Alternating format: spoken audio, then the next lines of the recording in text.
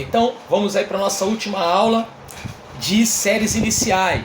Bom, o conteúdo foi todo dado nas aulas anteriores, na aula 1, 2, 3, tá lá no vídeo para que você assista direitinho, show de bola. E a aula de hoje é você se basear nesse simulado que foi postado aí, esses exercícios, e que, obviamente, nós vamos aqui corrigir, tá?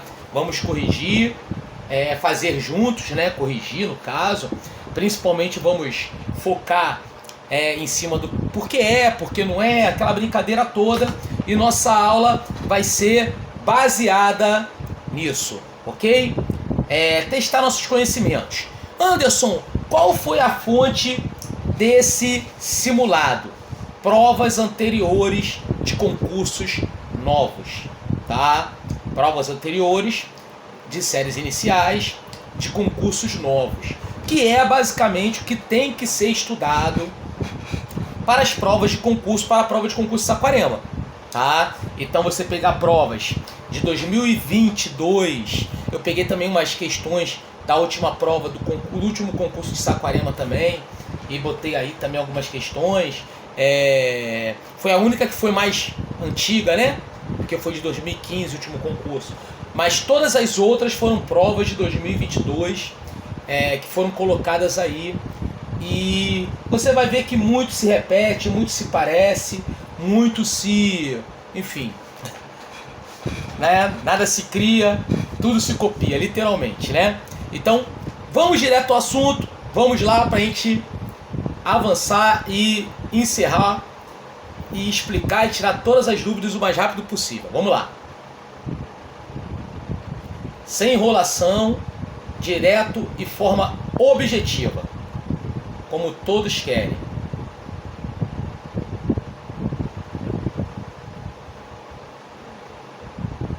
Pois bem,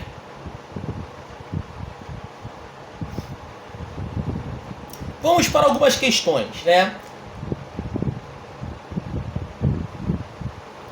Nessa questão número 1, tá? Ele fala exatamente sobre características, né, das chamadas fases lá de Piaget, beleza? Então, ele começa brincando, né? De acordo com a teoria piagetiana, o desenvolvimento da moral apresenta 3 fases, né? Anomia, heteronomia e autonomia. No ensino fundamental 1, o professor deve direcionar seu trabalho para que os alunos desenvolvam sua autonomia. Claro, que é exatamente o que o nome já sugere que seja, né? Pois, de acordo com a faixa etária, eles estão na fase da heteronomia, que consiste em... Então, característica da fase aí da heteronomia, né? Uma resposta correta, letra B, de bravo. Uma espécie de realismo moral caracterizado pela obediência às regras impostas pelos adultos. A interpretação destas ao pé da letra, que seria basicamente uma característica concreta do aluno, né? Que é aquela fase que a gente tem aí representada também pela pré-adolescência, né? Então, característica que você tem justamente nessa questão número 1. Nessa questão número 2, nós temos uma questão que, repara bem, não cai PCN em prova. Mas, Anderson, essa questão está escrito PCN, né? Nessa questão número 2. Não, ó, repara bem, ele está citando PCN no enunciado, mas ele está falando sobre uma característica pedagógica. Uma característica pedagógica sobre algum tema, algum assunto que está sendo colocado ali e sendo proposto, beleza? Então, os PCNs desenvolvidos para o ensino fundamental destinam-se a todos os brasileiros, tendo como um dos seus objetivos mais amplos o desenvolvimento da cidadania. A proposta dos PCNs para o trabalho com o tema ética, então o que ele quer? Ele quer que você fale sobre a questão da ética, né? Sugere que os conteúdos presentes no convívio escolar, uma vez que a escola é um espaço de convivência social, são esses conteúdos o quê? Bom, meus amigos, vamos lá. Deixa eu olhar aqui um pouco para vocês aqui, tá? Me recuperando ainda um pouco aí de um susto que eu tive. Para quem não sabe, eu sou diabético e eu tive um problema de hipoglicemia, né? Minha glicemia é muito alta, e, enfim. Mas eu ainda estou já em recuperação, um pouco abatido, mas já estou bem melhor, graças a Deus. E vamos que vamos. Meus amigos, o que é ética? Ética é conduta, comportamento, tá? Então, obviamente, se você entende, repara bem, não é para você literalmente ler o PCN, porque o PCN, ele nada mais é do que um manual. Por isso que ele não cai em prova.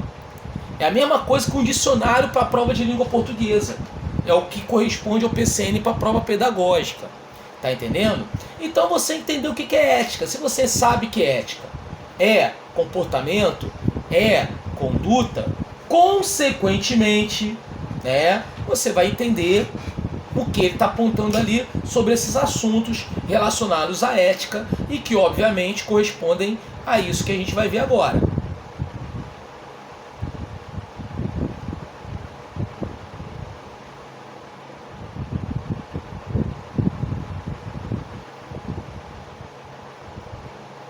Letra C de coração: respeito mútuo, justiça, diálogo e solidariedade. Característica que você tem aí, né, relacionado a essa questão aí sobre o conteúdo trabalhado com a temática ética. A questão 3, ela fala sobre a LDB, do artigo 12, né? Níveis fundamentais e nível médio. E ela está apontando ali exatamente o que? Sobre essas características que temos que enumerar. Olha lá, está apontando nível fundamental e médio. A intervenção pedagógica para os alunos de baixo rendimento. Então fala sobre recuperação, né, gente? Aquela máxima que a recuperação ela tem que ser aplicada para os alunos com menor rendimento. Então, é alguma coisa que com certeza é ligada para isso, tá? E, obviamente, a resposta é a letra A. Estudos de recuperação preferencialmente paralelos ao período letivo. Claro, né, gente? Por quê? Porque a recuperação, ela tem um objetivo, o próprio nome já sugere, eu sei que é redundante, mas ainda assim eu vou falar, de recuperar o aluno. E você há de concordar comigo que se você aplica a recuperação apenas no final do período letivo, ou seja, no final do ano, você não recupera ninguém. Por que você não recupera ninguém? Porque o ano acabou, correto?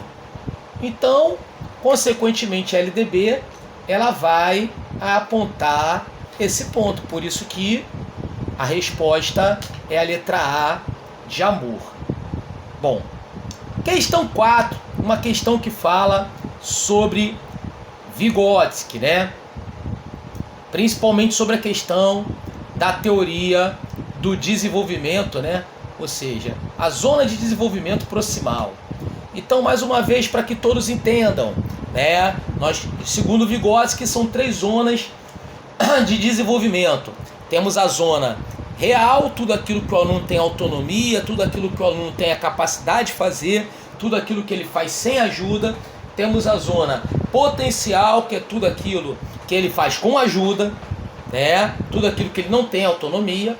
E a zona proximal, que é aquela zona intermediária, que é marcada, que é caracterizada como aquela zona que ele oscila entre uma e outra, ok? Por isso que é a chamada de zona proximal do desenvolvimento. E essa questão, ela versa sobre isso e vamos a ela.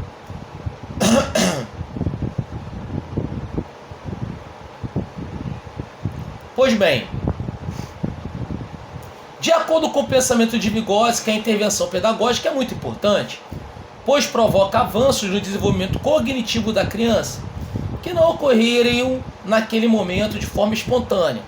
Tal concepção tem como fundamento o que o psicólogo chamou de zona de desenvolvimento proximal, por considerar que, letra A de amor, a criança, o aprendizado da criança depende exclusivamente da atuação de adultos. Claro que não, gente. né? Depende exatamente da relação com outros, não exclusivamente com adultos. Essa letra B fala de 4 estágios que são do desenvolvimento cognitivo de Piaget. Então não pode ser Vygotsky. Já a letra C fala, ó, a criança só passa verdadeiramente de um estágio para outro de forma sistemática. Ou seja, Vygotsky não cria essa ideia de estágio, de passagem de forma sistemática, né? Essa questão sistemática tem mais a ver com Piaget. Quando a criança não é auxiliada por um adulto, ela tende a permanecer no mesmo estágio. Gente, a letra D, ela é um mix de todas as besteiras que estão falando na letra A, B e C. Você repara, ela é um mix por quê? Porque ela fala de estágio, onde que cada um tem que passar da estágio. E detalhe, ela só fala que o cara só vai se for auxiliada por um adulto, assim como a letra acho que B, A, sei lá de cima, falou também, beleza? Exclusivamente pelo adulto. Então não pode ser essa. Letra E. Existe na criança o desenvolvimento real e um potencial a ser desenvolvido. Opa! A intervenção adulta ajuda a internalizar um procedimento para depois reproduzi-lo de forma autônoma. Sim. Sem dúvida, resposta letra E. Ok, gente? Maneiro? Dúvidas, perguntas, colocações, comentários, bate-papo, gente, até agora? Maneiro? Tranquilo? Dúvidas? Estamos num ritmo legal, bacana? Nenhuma dúvida? Sim ou não? Não, né? Qualquer coisa, pode abrir o seu áudio que eu vou te explicar com toda a paciência e todo o amor que vocês merecem. Tá bom? Beleza? Vamos que vamos. Vamos avançar então. Vamos lá.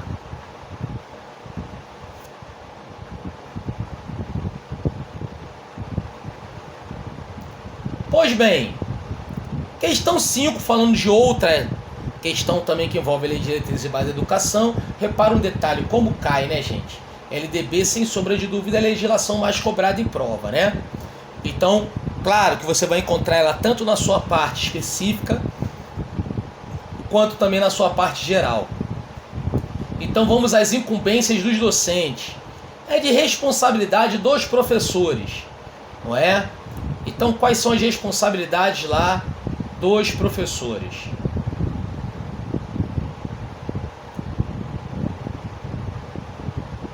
Então ele coloca lá, assegurar, não, quem assegura, gente, lembra?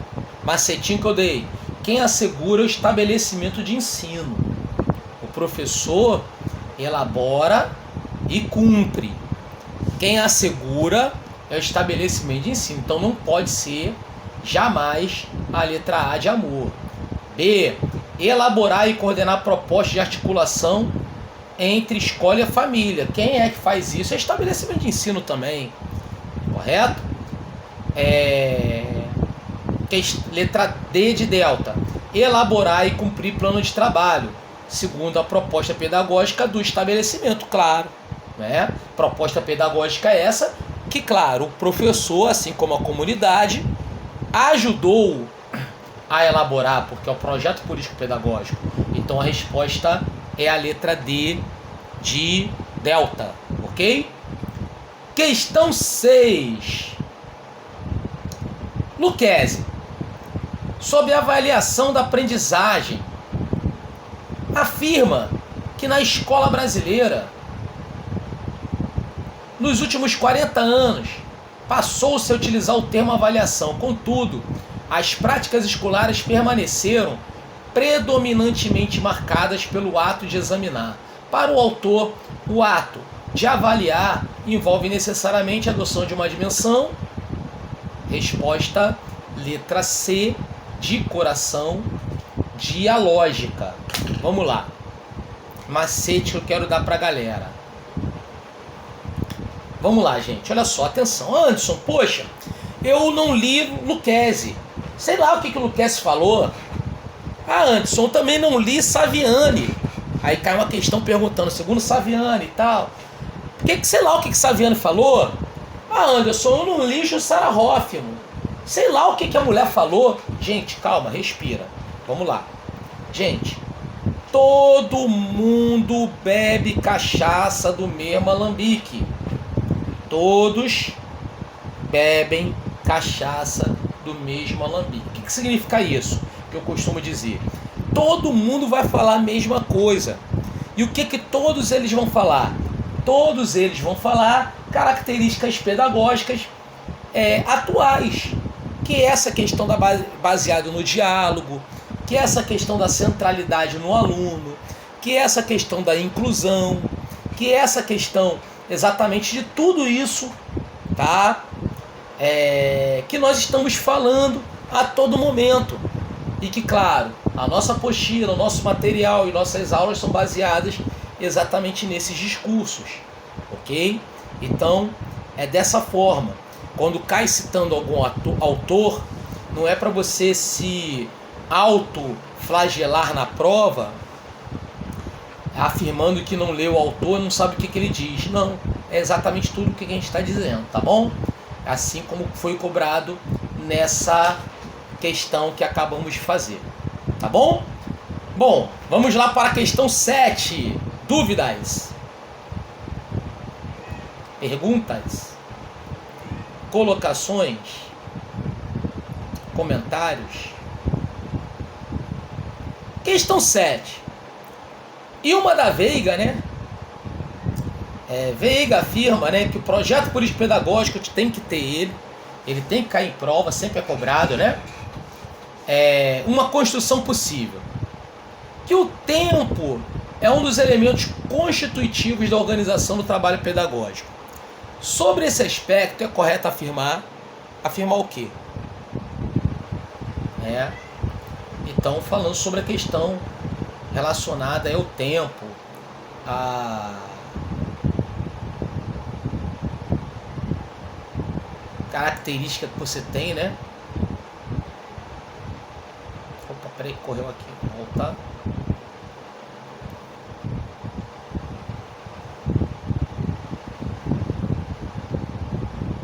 Focando aí sobre a questão, né, do tempo. Vamos lá. Letra A. O tempo de organização dos alunos para criar esses espaços, para além de sala de aula, não é um problema da escola. Pô,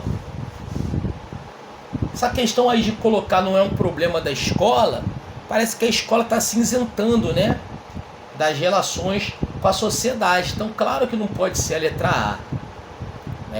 Não é um problema no sentido de a escola não tem que se meter nisso.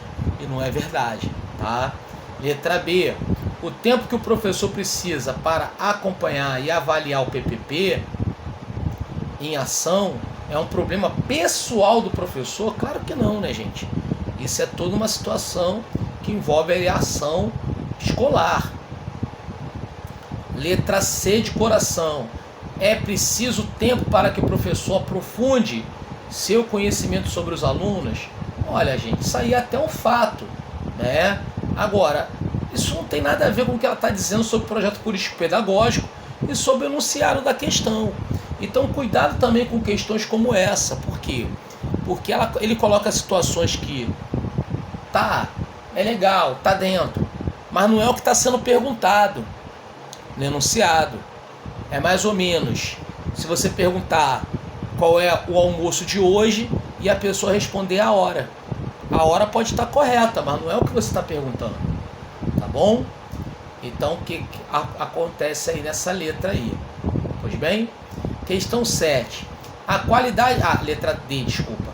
A qualidade do trabalho pedagógico da escola passa por fatores que não o tempo. Gente, ele está afirmando lá sobre a questão do tempo, né, como é um elemento importante. Então, obviamente, não pode ser essa letra D, que é uma letra que desmente o que está sendo afirmado no enunciado. Bom, resposta à letra E, até porque só sobrou ela. O tempo precisa ser hierarquizado. E tão somente isso. pois as relações da escola precisam ser hierarquizadas, hierarquizadas no sentido, obviamente, que ele está falando de organização da escola, organização do tempo escolar, ou seja, é a questão que você está empregando aí, ok? Muita gente se confundiu nessa por conta do termo, né? Esse termo hierarquizado, muita gente entende como uma questão que vai contrária à questão democrática. Não, gente,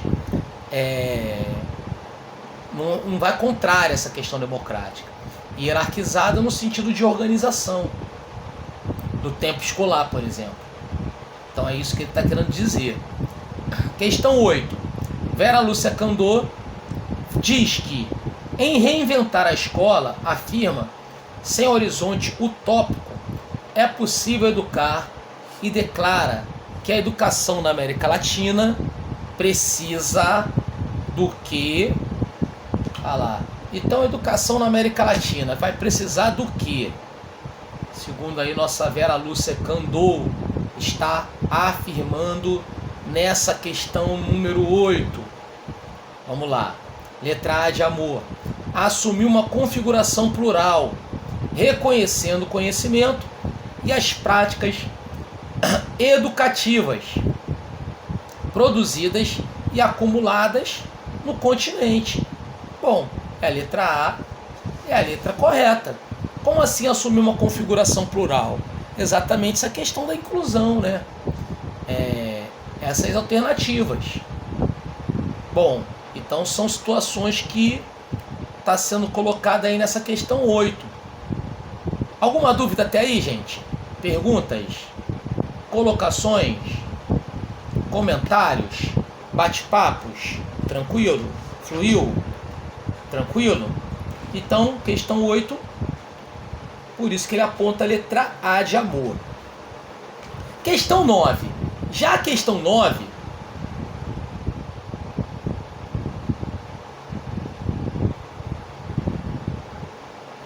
o que nós temos?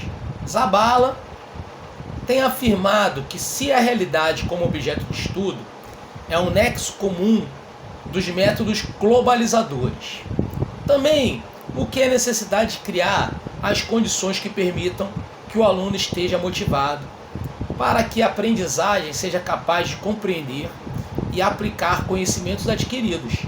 Assim, os conhecimentos são funcionais e significativos se... Então, gente, vamos lá. Dica, macete que eu dou para a rapaziada. Questões como essa serão muito comuns na sua prova. Como assim, Anderson, questões como essa? Questões com enunciado grande. Então, o que eu costumo dizer para os meus alunos, já virou até meme isso, já viralizou. Questão de prova de concurso, você tem que riscar a questão. Como assim, professor Anderson? Riscar o enunciado. Simples. Você chegar lá e sublinhar a palavra enunciado, para que você não se perca na leitura. Por quê? Porque o tamanho dessas questões, o fato dessas questões serem bem extensas, fazem com que aqueles candidatos menos preparados se percam na leitura da questão. Então, no meio da questão, tu já não sabe mais o que o cara está perguntando, você não sabe mais o que o cara quer. Isso, sem sombra de dúvidas, é um dos principais fatores que fazem com que os alunos errem a questão. Então vamos ler com o professor Anderson agora, vamos ler de uma forma sistematizada. Vamos lá.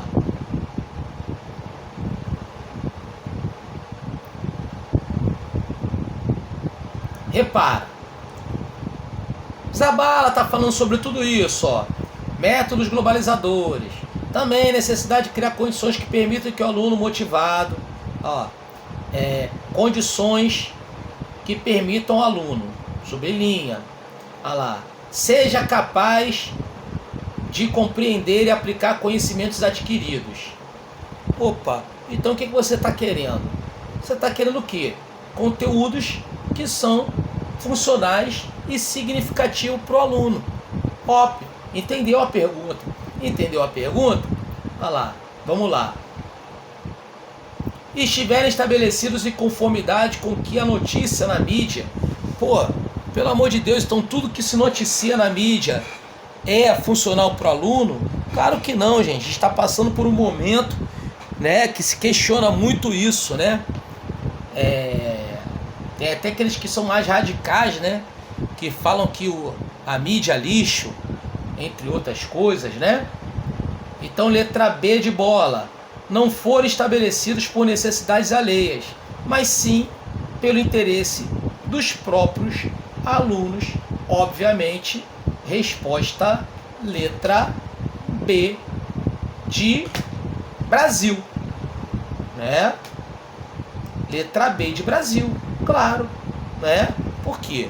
Porque a partir do momento que você estabelece algo que não é diretamente voltado para você, não há interesse naquilo ali, né? Então, são pontos que, enfim, ele destaca nessa questão aí, né? Nessa questão 9. Outra de Vera Lúcia Candô, né? Vamos lá. Conforme Candô, as alternativas ou possíveis soluções para a problemática da prática pedagógica podem se dar a partir de uma análise reflexiva da didática. Então, o que ela quer? Ela quer uma análise reflexiva da didática. A didática é exatamente a relação da prática escolar, beleza? Então, para a autora, a perspectiva instrumental da didática deve prevalecer na reflexão sobre a prática pedagógica. Vamos ver a outra, né? A multidimensionalidade do processo de ensino e aprendizagem adquire relevo na reflexão didática. Bom, resposta é a letra B de bola. Basicamente, cai em cima daquilo tudo que eu estou falando para vocês. Todos praticamente falam sobre a mesma coisa. E o que eles estão falando? Exatamente sobre essa relação multidimensional. Essa relação inclusiva. A relação inclusiva, gente, é uma relação multidimensional. Porque uma relação unidimensional, ela só vai atender a um tipo de pessoa. Você concorda comigo? Quando você cria uma prática multidimensional, obviamente você atinge um leque maior de pessoas e opções. Então, por conta disso, que a resposta é a letra B de Brasil.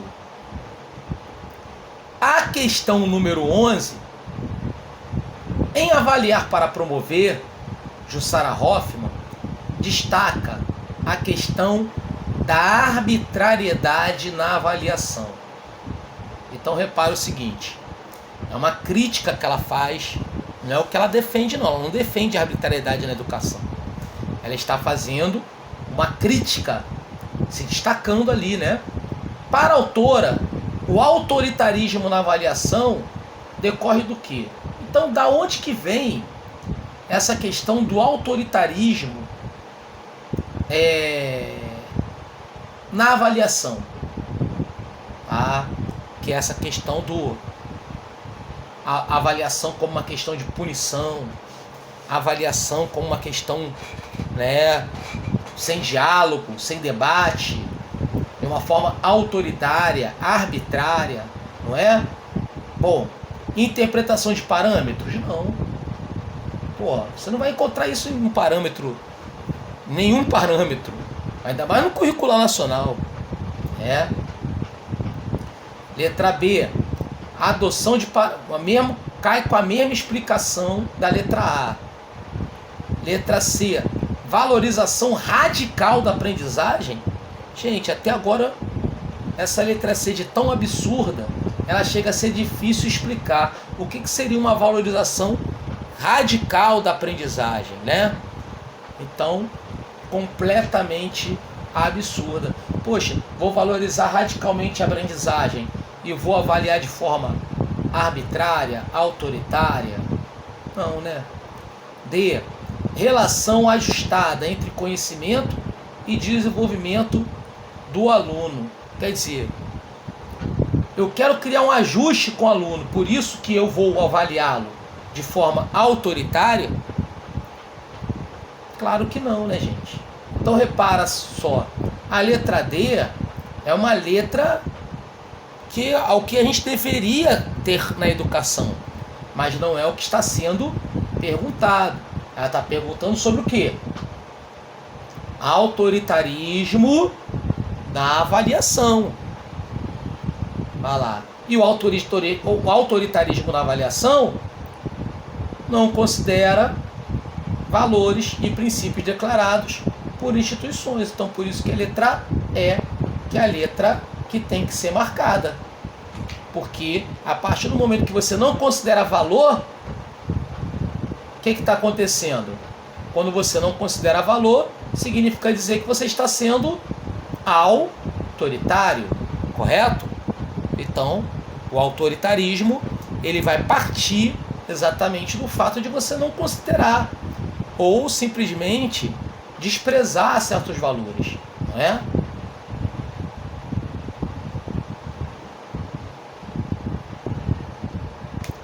Dúvidas, perguntas, colocações, comentários, bate-papos, meus amigos. Tranquilo? Muito bom, né?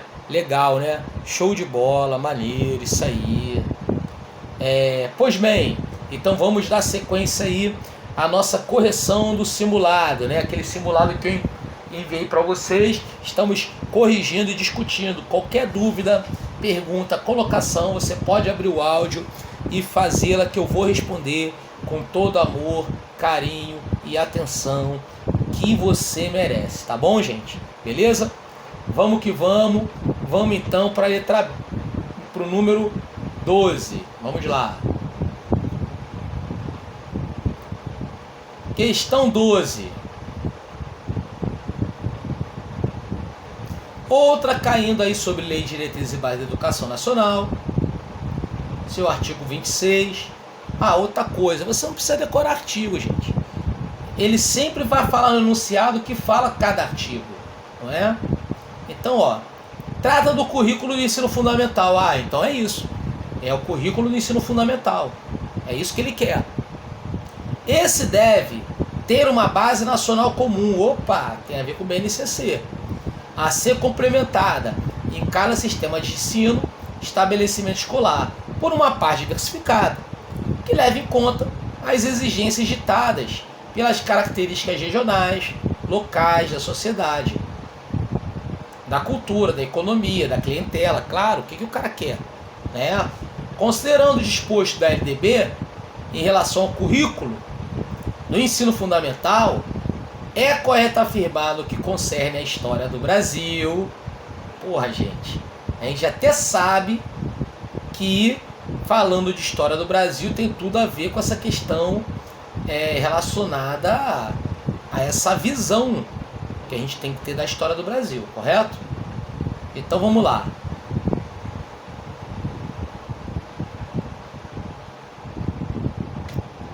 A letra A é componente curricular obrigatório? Sim. É voltada para o desenvolvimento cultural do aluno? Sim.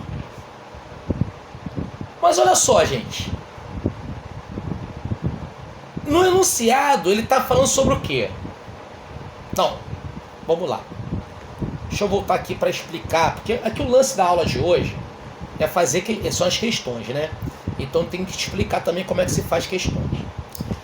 Vamos lá. Respira. Tomar uma aguinha. Vamos lá. Meus amigos, com certeza você já fez questões de concurso que você achou duas respostas. E com certeza você já teve algumas aulas que o professor falou assim: olha, essa questão aqui está correta, mas está mais correta que a outra. Meus amigos, isso não existe. Quando você tem duas respostas corretas, a questão está anulada. Ponto. Tá? Não existe a mais correta. O que existe é, quando a pessoa pergunta, são verdades dentro de certas mentiras. Isso acontece na vida e isso acontece também na questão de concurso. Professor Anderson, o senhor está filosofando. Sim, estou filosofando. Estou filosofando sim. Tá? Então olha só, mas é fato. Por que você vai achar duas respostas verdadeiras nessa questão? Porque você não prestou atenção no enunciado. Quer ver? Vamos lá comigo agora para a gente ver isso.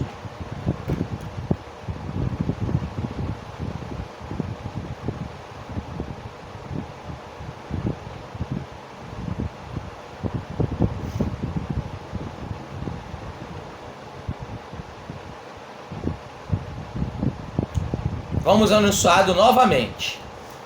Né? Bom, primeira, segunda linha tu joga fora que não serve para nada. Né? Tá falando sobre o que também? Terceira, quarta linha base, contando sobre base nacional, comum e tal. Parte diversificada. Aí vem. Que leve em conta as exigências ditadas pelas características regionais, locais da sociedade. A cultura, a economia e a clientela. Ou seja, ele está falando sobre uma parte diversificada do conteúdo escolar voltado para a história do Brasil. É isso que ele está perguntando. Ele não está perguntando se história do Brasil é obrigatório, se não é, entendeu? Se ela é para o desenvolvimento cultural do aluno, se não é. Ele está perguntando o quê? Olha o enunciado, mais uma vez, ó. Parte diversificada, que não é a parte obrigatória, que vai levar o quê? Características regionais, da sociedade, etc. Não é? Então, obviamente, resposta letra B de Brasil. Considera contribuições das diferentes culturas e etnias para a formação do povo brasileiro. Beleza? Repara, a letra A está correta. História do Brasil não é conteúdo curricular obrigatório? É. Um conteúdo curricular obrigatório, seja ele qualquer, ele não é voltado para o desenvolvimento cultural do aluno? Também.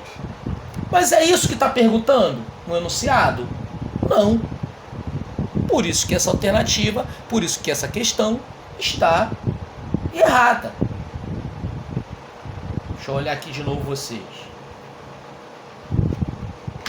Muita atenção em questões como essa.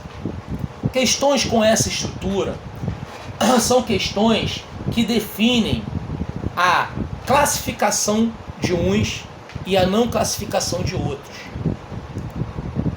O que define isso não é o arcabouço cultural e, como eu quero dizer, de conteudístico do aluno, não. Não é. É essa questão de você interpretar. E a interpretação é você entender claramente o que está sendo perguntado. Por isso, mais uma vez, eu afirmo para a galera, pessoal que entrou depois, só passa em prova de concurso o aluno que rabisca a prova. Rabisca o enunciado. Você tem que pegar uma caneta, ir lá rabiscando palavras-chave e sublinhar claramente o que está sendo perguntado. Aquele aluno que fez isso entendeu que essa questão não estava querendo saber sobre a história do Brasil.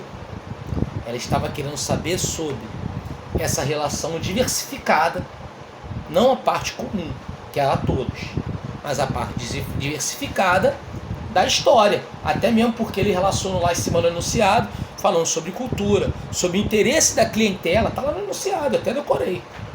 Entendeu? Então, por isso que a resposta é essa letra B e não, né, a alternativa A, que é uma alternativa verdadeira, mas é uma alternativa verdadeira que não confere a pergunta. Que horas, que horas são? Que horas tem? Ah, e tal. A janta hoje vai ser carne seca com abóbora. A resposta foi certa, mas você não perguntou isso. Você perguntou hora, não perguntou qual era o menu. Então é isso, tá? Você respondeu o menu certo, meu amigo. Mas não está perguntando minuto, está perguntando a hora. Então, muita atenção. Tá? E eu, professor Anderson Dionísio, estou aqui exatamente para pontuar e detalhar situações como essa. Beleza? Tranquilo? Ok, gente? Show de bola, né? Então vamos para a questão número 13. Dúvidas, perguntas, colocações?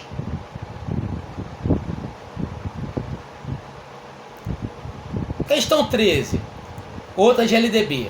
Estabelece que a educação abrange processos formativos que se desenvolvem na vida familiar, na convivência humana, no trabalho, nas instituições de ensino e pesquisa, movimentos sociais e organização, na sociedade civil, manifestações culturais.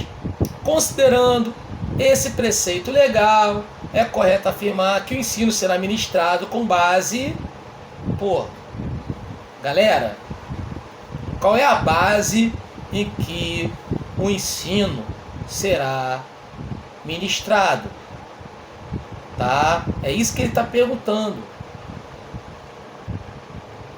E qual é a base? Vamos lá. Em orientações definidas pelo Conselho Nacional de Educação? Onde você viu isso? Onde você viu o professor Anderson falar sobre isso? Nenhum lugar. Na questão da liberdade de ensinar e aprender, até aí está correto. No contexto e nos limites das o erro está a partir daí. Porque liberdade de ensinar e aprender, sim, também é um dos princípios da educação que ele está falando. Tá? Letra C, no princípio da vinculação entre a educação escolar e o mercado de trabalho. Também não tem isso. Tá? Nesses termos, não. Agora, a letra D, de delta. No princípio do pluralismo de ideias e, obviamente, de concepções pedagógicas, resposta à letra D.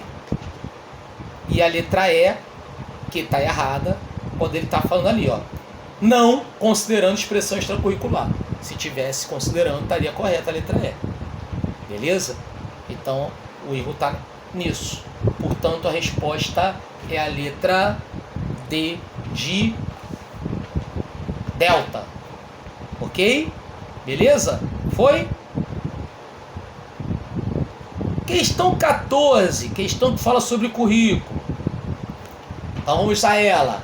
Analisando as teorias críticas do currículo, pode-se afirmar que estas realizam uma séria inversão nos fundamentos das teorias tradicionais. É claro, a teoria tradicional é aquela teoria que, meu Deus do céu, é a famosa aceita que dói menos. E a teoria crítica é aquela que vai, obviamente, criar um currículo analítico, com poder de síntese, não é? Considerando essa análise, é correto afirmar o quê? Letra A completamente absurda, né, meu amigo? Ó, claro que não é.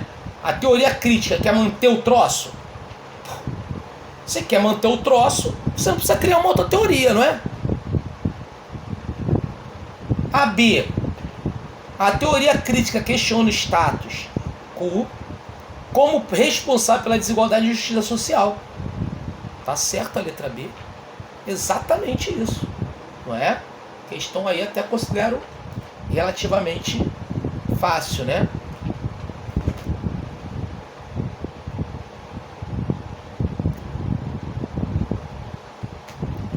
Dúvidas, perguntas, colocações, comentários, bate-papo, gente, fluiu, tranquilo, bacana, maneiro, né?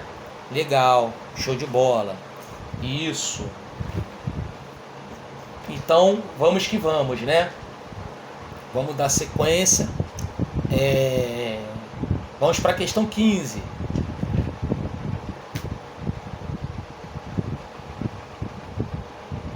Todas são de concurso. Todo simulado foi elaborado, como eu expliquei no início da aula, né? Em cima de provas anteriores. E, obviamente, provas novas.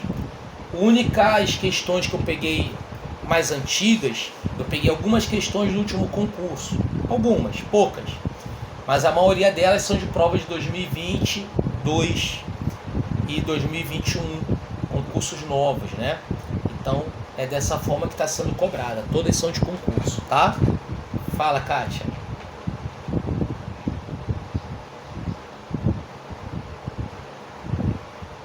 É, sim. Aham, sim. É. Mas, uhum, é. Mas, Kátia, presta atenção. O interessante é você pegar assim, principalmente com as dicas que eu tô dando eu tô dando agora, né? De repente você compreender pelo que você errou, né? Eu acredito que o que fez você errar na maior parte das questões foi você não, muitas vezes você não entendeu o que está sendo perguntado, e foi o que eu pontuei aqui, né? Na resolução das questões. Enfim, mais ou menos, né? Não, vamos lá. Vamos lá. Deixa eu te falar outra coisa também que eu falei na aula de hoje, não sei se você linkou depois que eu falei sobre isso. Não se prenda em autores. Todos bebem cachaça do mesmo alambique. O que significa isso? Todo mundo fala a mesma coisa, beleza? Então, o que a gente está estudando é exatamente o que Zabala, Sara Hoffman, Vera Lúcia Candu, né? Ilma da Veiga, Passos, ou seja, toda essa galera que eu conheço, alguns inclusive conheci pessoalmente, né? De tanto ler também eu conheço também pessoalmente alguns, que estão vivos ainda, alguns, e o que acontece? Falam a mesma coisa, tá? É isso que eu quero dizer, seguem a mesma tendência, a mesma ideia.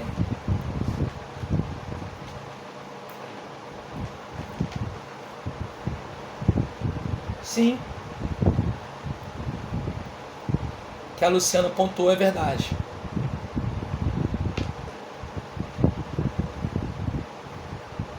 Sim, vai seguir, eu estou te afirmando. O que cair na sua prova vai seguir essa linha, você pode me cobrar depois. Ou seja, vai seguir toda essa linha que toda essa galera está sendo cobrada. Por quê? Porque o que eu costumo dizer, vamos lá, eu estou afirmando, não quer dizer que eu seja, como posso dizer, eu só adivinho, não é adivinho não, gente. O que acontece? Concurso público, né, que eu tenho orgulho de já trabalhar 30 anos nisso, ele é muito igual moda, tendência da moda, né? Então, assim, a gente está numa moda hoje. Eu lembro, né? Antigamente a gente tinha, né? Moda. Eu lembro uma época que as meninas estavam na moda de usar sandália amarela. Tu saía à rua e via as meninas tudo com sandália amarela. Hoje, sei lá, difícil você ver alguém com sandália amarela, porque é moda. As pessoas já usam, né, as coisas que estão naquela moda ali. Da mesma forma que concurso público é assim. Por isso que eu aconselho resolução de provas anteriores, isso eu falei logo no vídeo tutorial, né? E também que tá eu falei no início do curso, você resolver provas novas, sempre provas novas, provas de 2 anos para cá, tá? E depois fazendo um pouquinho mais antiga, mas priorizar sempre as novas. Por quê? Porque é assim, são as tendências, tá? Beleza? E não é para fazer só da IBAN não e da CESP não, Luciano. Não pega só da IBAN e da CESP não. Pega a prova nova, vai por mim, tá? A Luciana está fazendo prova da IBAN, da CESP. Bom, CESP nem tanto, né? Porque CESP é verdadeiro ou falso, né? Foge totalmente do que você vai fazer, tá? Sinceramente. Agora, a da IBAN, tudo bem, que é a organizadora. Principalmente a parte de língua portuguesa, é interessante que você faça a parte da IBAN mesmo. No entanto, as outras partes, né, que compõem a prova, o que acontece? O interessante é que você faça realmente provas novas, para você entender qual é a tendência, o que segue ali, entendeu? E sim, pode ser da IBAN, se for nova, entendeu? IBAN organizou aí concursos municipais aí esse ano, se você tiver, beleza, tá? E você vai ver que é dessa forma que está sendo cobrado, tá bom? Bom, então vamos lá para a questão... Oi, Vitória, fala comigo? Pois não. Magistério. Não, não, não. Sempre magistério. Não necessariamente da IBAN, mas pode ser prova nova, de outra banca. Agora, tem que ser nova, tem que ser de magistério, sempre. Nunca de outra área. Você nunca pegue prova de outra área, nem para resolver língua portuguesa. Sempre de magistério, tá? Ok? Tranquilo? Vamos lá então. Qualquer coisa, abre o áudio que eu tiro a tua dúvida com todo amor, carinho e atenção que todos merecem, tá bom? Vamos lá. Então, voltando aqui para a nossa sequência de questões, temos aqui a questão 15, ó. Tardif, ao abordar saberes docentes, afirma que fundamentos da competência do professor se fundam em quê? Então, o que ele quer?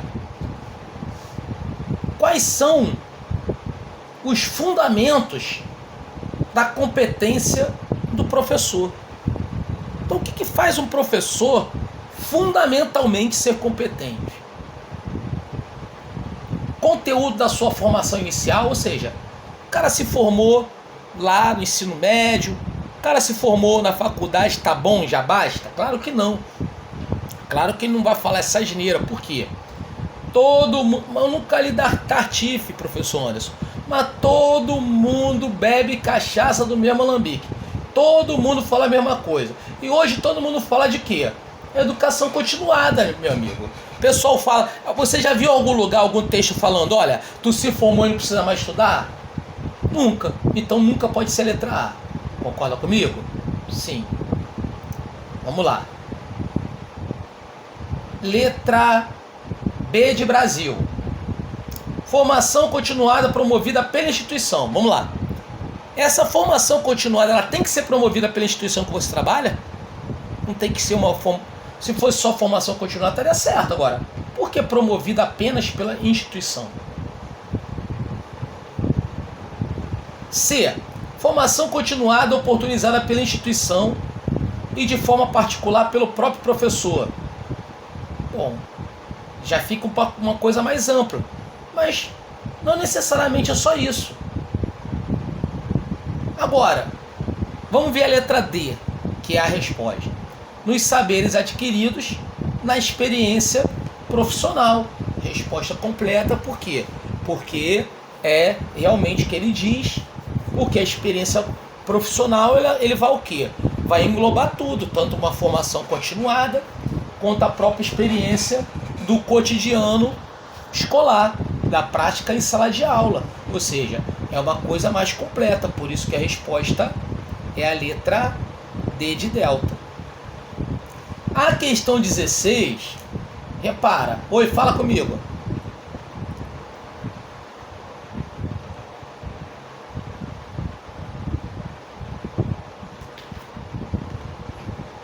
Sim, também, né? Também pode ser interpretado dessa forma, né? Não.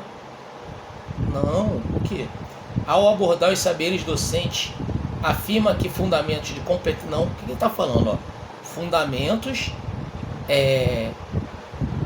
da competência do professor se fundam em quê? Qual o fundamento ali da competência do professor? Né? Ele coloca como o quê? Pontua como a experiência profissional. Saberes adquiridos, ou seja, aquele saber que você está adquirindo, né?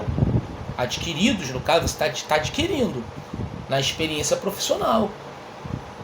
Não necessariamente é uma coisa que você adquiriu no passado, tá entendendo? Por isso que ele... Olha o que ele está botando aí. Tá? Então, por isso que seria realmente a letra D de delta. Entendeu agora? Vamos avançar. Questão 16, né? A questão 16, segundo o Libânio, a participação é o principal meio de assegurar a gestão democrática da escola. Então, o papel social da escola, democrático, etc. Você vai sublinhar a gestão democrática, né? Possibilitando profissionais e usuários no processo de tomada de decisões, funcionamento e organização escolar. Para um trabalho de equipe eficaz, então, ó, sublinha, trabalho de equipe eficaz, se faz necessário, exceto o que? Ou seja, o que não se faz necessário. É isso, o que não se faz. Ok? Definição conjunta de objetivos e metas comuns, compreendidos e desejados por todos. Isso se faz. Então, não é alternativa a ser marcada, porque você quer o quê? A exceção. Tá? Letra B. Desenvolvimento de habilidades necessárias para a participação eficaz nas atividades da escola e no trabalho em equipe. Isso também se faz. Você não quer isso, você quer o que? A exceção, exceto. Correto? Agora, vê se a letra C não é a exceção. Aonde está o erro na letra C? Claramente, quando ele fala da instabilidade do corpo. Pô, como é que você vai ter uma eficiência com um corpo técnico e docente instável? Ele não está falando estável não, gente. É instável. Nem pensar, né, gente? Então essa instabilidade é o que está colocando aí o erro. Por isso que a questão 16, tá, meus amigos? A resposta é a letra C de coração. Ok?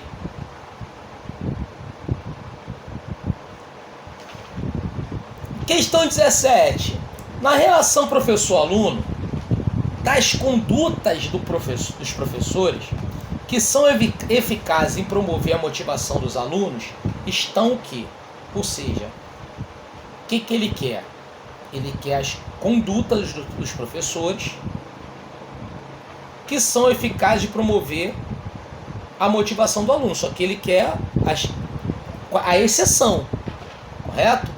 O que não conduz à motivação do aluno, correto? Então vamos lá. Estimular a criatividade. Isso conduz à motivação do aluno? Claro que conduz. Então não é essa. Você quer exceto. Acompanhou o raciocínio? C. Mostrar a relevância do que se estuda. O cara entender a importância do que ele está estudando. Isso também motiva ele, né? Mas você não quer. Você quer a exceção, o exceto. Né? Letra D de delta. Estimular a passividade. Ou seja, o famoso cala a boca, fica quieto que eu estou falando. Isso estimula o aluno? Só se ele for sadomasoquista, pô. Nem pensar. Resposta, letra D de delta.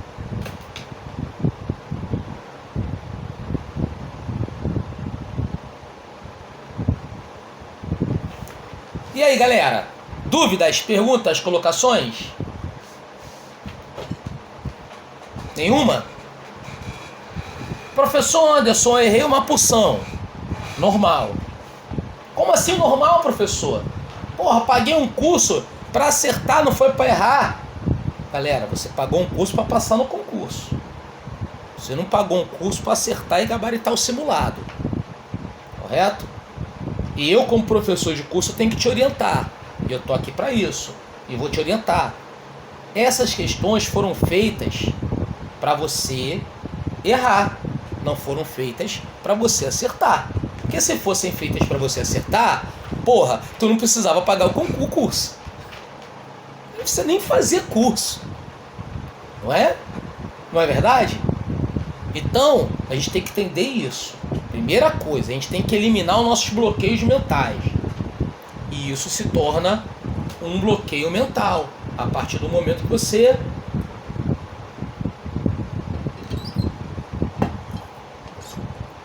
acaba criando essa, enfim, essa situação, né? Boa noite, Valesca, legal? Então o que acontece? Primeira coisa. Segundo, você tem que entender o que você errou. É isso que eu quero. A aula de hoje, eu fiz essa seleção de questões, tá? Todas são de concurso, todas são de concursos anteriores, todas são de tendências que vão cair na tua prova, tá?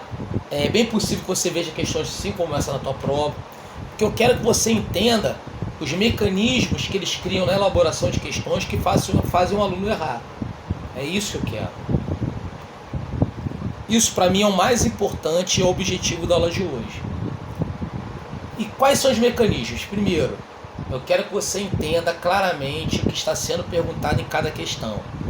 Para isso, você tem que sublinhar palavras-chave e sublinhar o enunciado, que é aquela frase final, que é o que efetivamente ele está perguntando.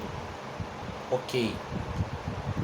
Fez isso, fez esse exercício, praticamente é 50% do que eu quero que vocês façam hoje. Entendeu? Por quê? Porque a maior parte do percentual de erro vai decorrer disso. Ok? Outra situação. Aquela situação, Anderson, tô achando 3 respostas verdadeiras, 2 verdadeiras. Prestar atenção na pergunta, no que está sendo enunciado. Por quê? Porque ele coloca situações que são verdadeiras, mas não é o que ele está perguntando.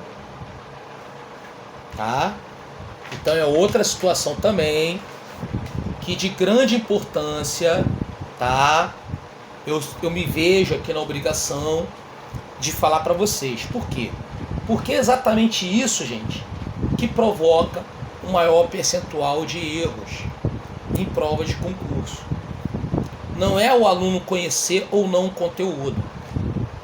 A maior parte dos alunos sabem o conteúdo. Tá?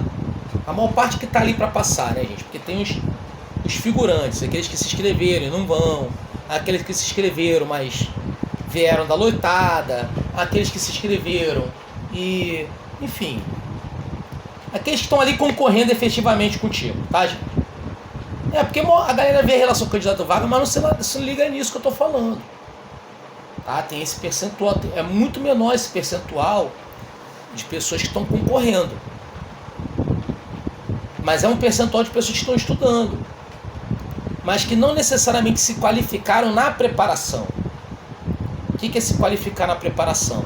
É se qualificar no entendimento do que efetivamente está sendo perguntado.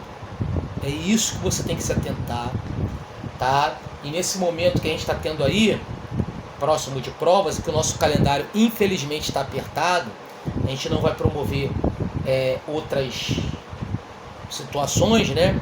Normalmente a gente faz um projeto bacana de resolução de questões, não vai dar tempo, nosso calendário está muito curto, está muito em cima, tá? O único projeto que a gente vai ter além desse é o aulão de véspera, tá?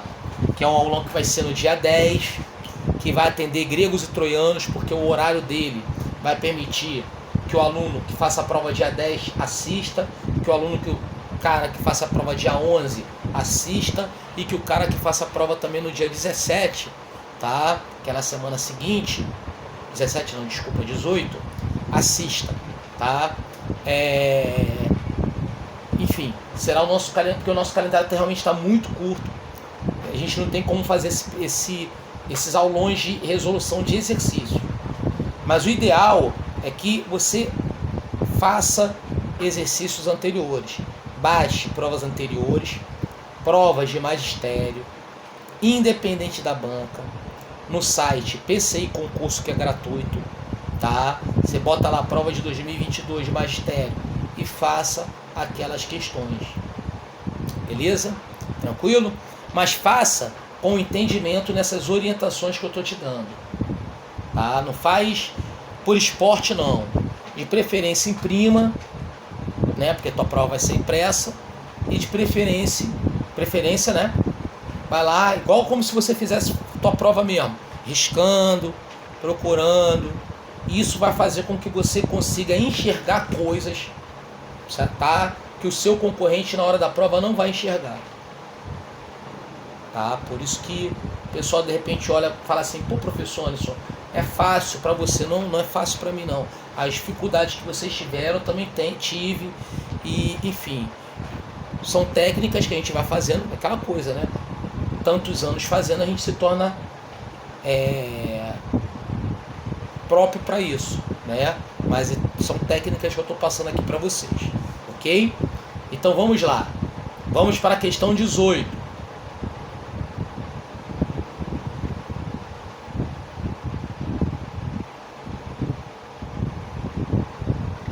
Questão 18. A respeito da avaliação de acordo com o PCN, pô, Anderson, PCN falou que não... Cara, esquece PCN. Segundo a pedagogia hoje, todo mundo bebe cachaça do mesmo alambique, ok? Então, avaliação segundo o PCN. A avaliação de hoje, na educação, ok? Só que ele quer o quê? Alternativa incorreta.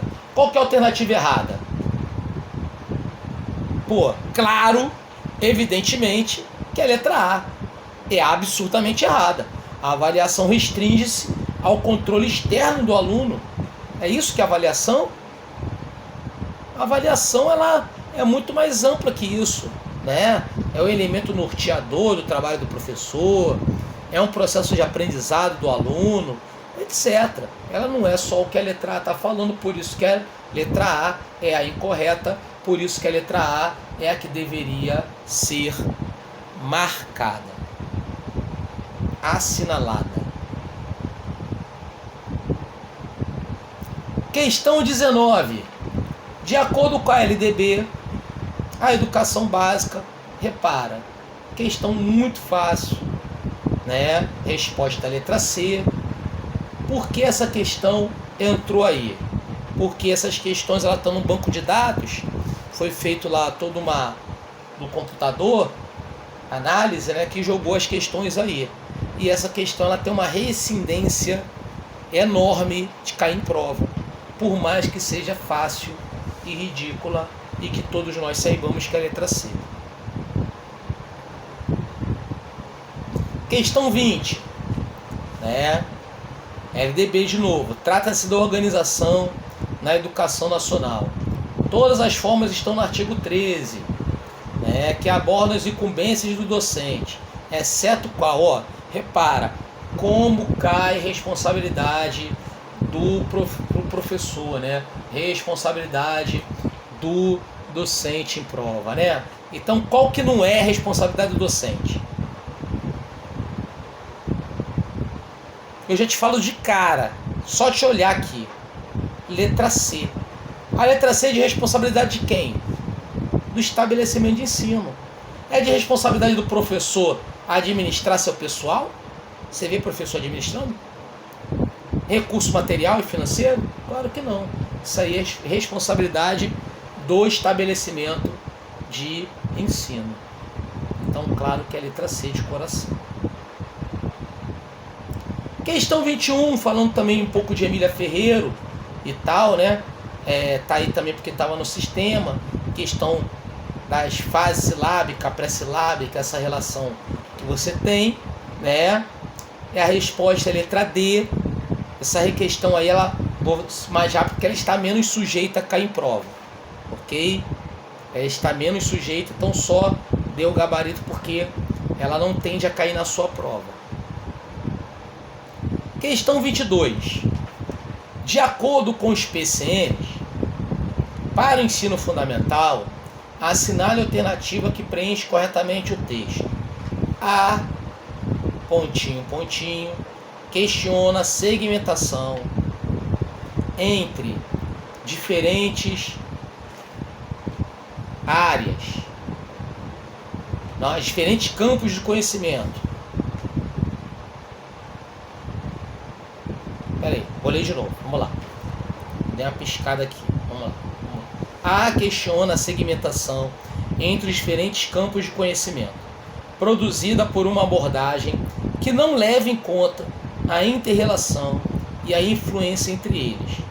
Questiona a visão compartimentada, disciplinar, da realidade, sobre a qual a escola, tal qual é conhecida, historicamente se constituiu. Beleza? Então aqui, ó, estão as opções aí. E a resposta claramente é a interdisciplinaridade, letra E. Por quê? O que a questão 22 está falando? A questão 22 está falando, também para quem não sabe, é outra situação também desabala, né? Mas como eu falei para vocês, todo mundo bebe cachaça no meu Moçambique, todo mundo fala a mesma coisa. O que ele está falando aí? Sobre a questão da fragmentação do saber. E ele diz que a escola como é apresentada. Como assim a escola como é apresentada? A escola foi apresentada até nós fragmentada. Você é de concordar comigo que você estudou uma disciplina separada da outra e tal, e é por aí vai. E hoje se discute muito isso, se questiona muito isso, sobre essa questão voltada para essa relação da fragmentação do saber. Então, um saber integrado. Então, aqueles que assistiram a minha aula, minha explanação que eu falei sobre pluri, trans, inter, multidisciplinaridade, né? Você vê, é a interdisciplinaridade. Talvez alguns ficaram com dúvida em trans, mas ele não botou transdisciplinaridade, repara bem. Ele colocou aí na opção transversalidade. Porra, tem nada a ver. Transversalidade é um tema transversal, transverso, um tema que né, pega de um, mas é do tema. Aquele determinado tema, né? Então não realmente é a interdisciplinaridade. Ficou claro, meus amigos? Bacana, né? Vamos lá para outras questões do simulado.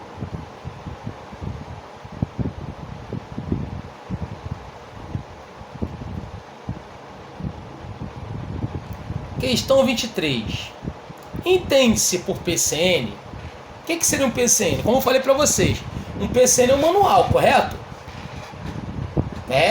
Tem a ver com questão de modelo, tem a ver com questão de manual, não é?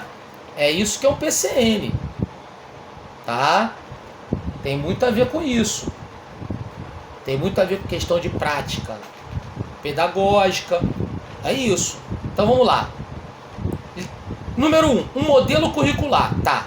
Agora, homogêneo, impositivo, PCN é obrigatório você adotar ele? Você é obrigado a seguir aquelas orientações? Não, PCN é uma orientação, meus amigos. É um parâmetro, como o nome está dizendo. Quando você fala, tomando como parâmetro, é o quê? Uma referência. Agora, se tu faz aquela proposta de uma forma melhor, problema teu, não é impositivo. O erro está aí. Item 2. É um conjunto de referências para a organização do sistema educacional do país. Tá certo. Item 2. 3. É uma proposta flexível a ser concretizada nas decisões regionais e locais sobre os currículos e sobre programas de transformação da realidade educacional empreendidos pelas autoridades governamentais, pelas escolas, pelos professores. Tá certo. Item 3, 2 e 3, letra D, como tá aí. Agora, repara um detalhe.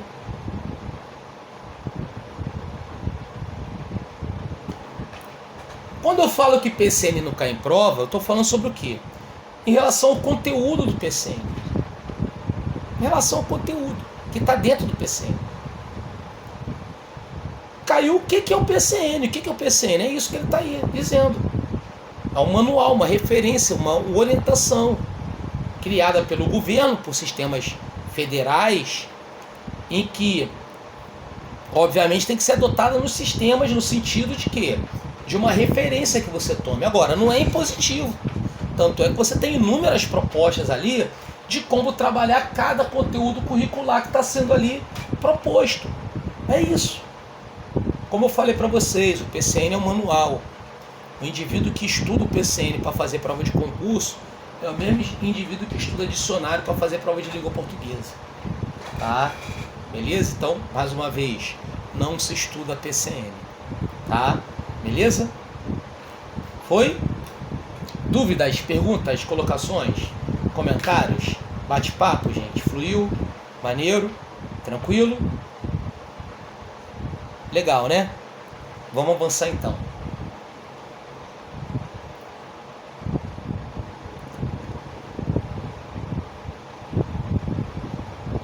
Questão 24. Dentro dos objetivos do PPP, podemos afirmar ser correto. Então, projeto político-pedagógico, objetivos, e a correto que? Letra A. Descentralizar e democratizar a tomada de decisões pedagógicas, jurídicas e organizacionais.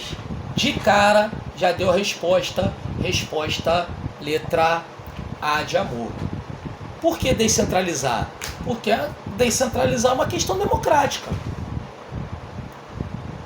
A partir do momento que a elaboração do projeto político-pedagógico envolve participação de todos, ou seja, de uma comunidade local junto com a comunidade escolar, você tem o quê? Uma relação descentralizada. Concorda comigo? Então são características importantes que são enumeradas aí, por isso que a resposta é essa. Bom, questão 25, né? A última do simulado. É um conjunto de conteúdos cognitivos e simbólicos, saberes, competências, representações, valores, transmitidos de modo explícito ou implícito nas práticas pedagógicas e nas situações de escolarização. O que é isso? É o currículo. Letra D de delta. Ó, ele fala de questão implícita, explícita, currículo implícito, currículo explícito. Beleza? Resposta letra D. Foi? Fechou? Show, né? Deixa eu olhar aqui para vocês aqui, para dar aqui as orientações aí finais para a galera. Vamos lá. Dúvidas, perguntas, colocações, comentários?